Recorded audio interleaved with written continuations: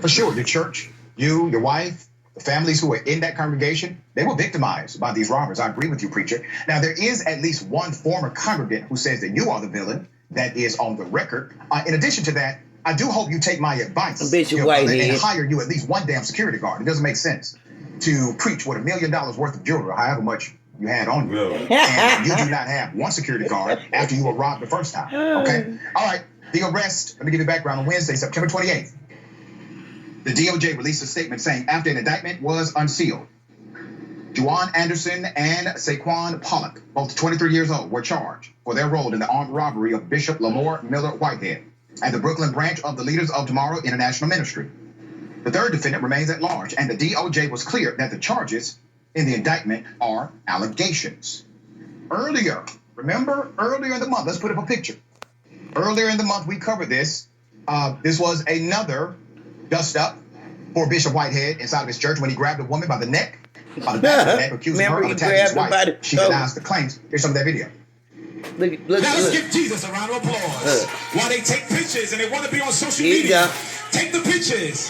Take the pictures. Take the pictures. Now he gonna grab. Take the pictures. Yeah, take the pictures. Snatch. Go over here. Go over here. Grab her out. Grab her out. Look at now it. You gonna grab Look at it. Grab her out. Look at it. Look at that zombie. Grab her. That's church. Press whatever charge you want. You're not gonna come in my space. Listen. I feel threatened. Amen. He feel threatened. Amen. Criminal. You didn't say that to the last people that came up in your space. You didn't have that energy for them at all, preacher.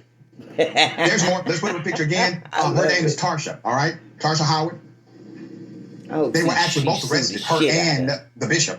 They were taken to the NYPD or arrested by the NYPD. Howard, however, was the only one arrested and charged for anything afterward. Both were detained, but Miss Howard was charged. She was accused of trespassing and disrupting a religious service. But if you remember, Howard says she did not go to the church to be disruptive, but to do research for an upcoming book on charismatic leaders in the black community.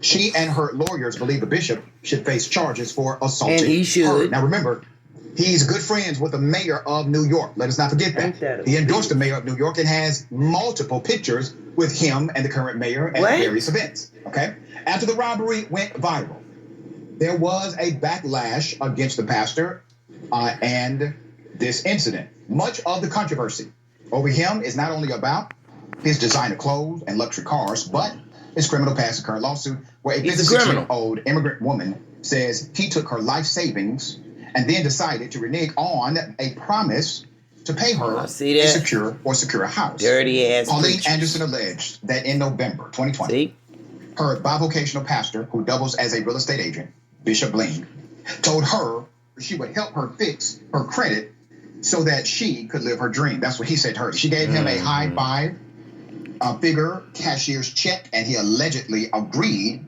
to pay $100 a month to help her budget. I want you to think about this now, okay? $100 a month. According to her narrative, the preacher said, give me all this money. What I'm going to do is give you $100 a month. This is going to help you budget your money better. You know what that's called? And I don't give a damn, preacher, if you tag me on your little Instagram. That's right.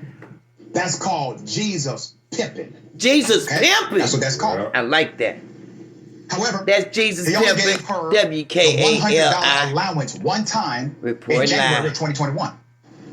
So naturally, she filed a lawsuit in 2021 with the Brooklyn Supreme Court, stating, and I quote, Whitehead fraudulently induced Miss Anderson to liquidate her entire life savings to pay him the, and I quote, investment of $90,000, damn near $100,000. What?